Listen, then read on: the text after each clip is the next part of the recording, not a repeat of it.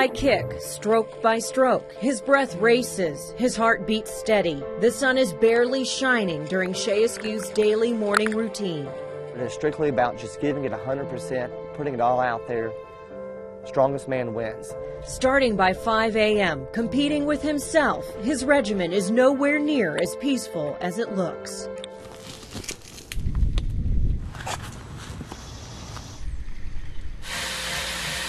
A grueling workout on any given day will involve a stationary bike, riding on the streets of Franklin, running several miles, or swimming in Percy Priest Lake.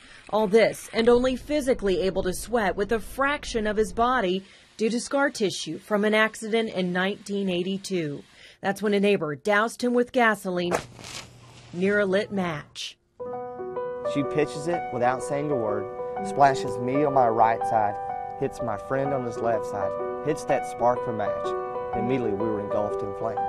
Eskew was just 8 years old, credited with saving he and his friends' lives when he grabbed a water hose to treat their skin until help arrived. I looked at my friend. He's completely charred. You know, our skin is literally melting, hanging off.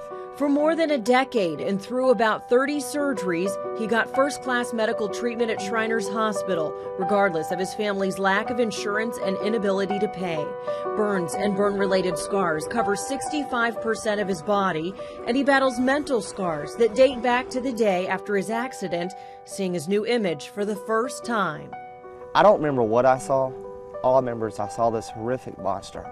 I started screaming uncontrollably. Everybody came in. I remember they had to sedate me to calm me down.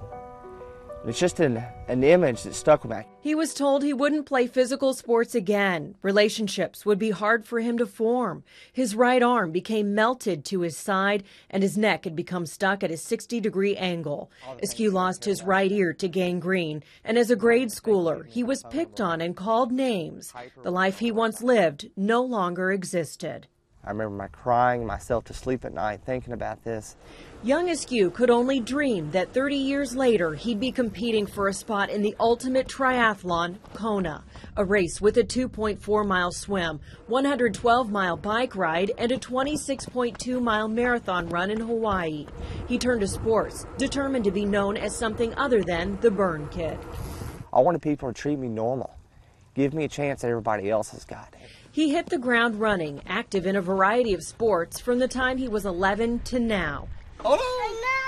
He's now married with 4 children of his own, living as an example and always pushing his limits, both mentally and physically. The conditions here in Middle Tennessee can't exactly mimic what Shay will face in Hawaii, but the rough lake waters and the rocky terrain add that much more challenge in training.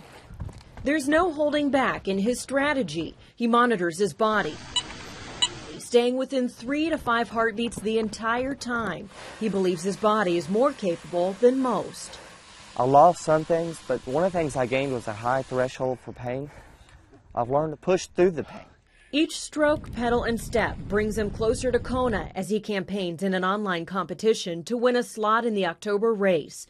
He's sharing his story, his burning desire through Kona Inspired. My name is Shay Eskew, and my story is different than most. Eskew vows to represent burn victims and raise money for Shriners Hospital and the Phoenix Society if he's chosen to compete. There's a huge community out there that needs hope, that needs encouragement. And it's funny, in my 30 years of doing sports, I've never encountered another burn survivor out there competing.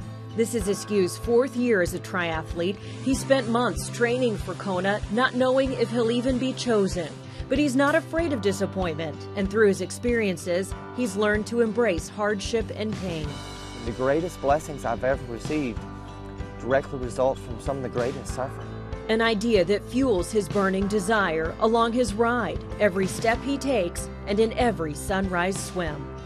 In Franklin, Erica Curry, Fox 17 News.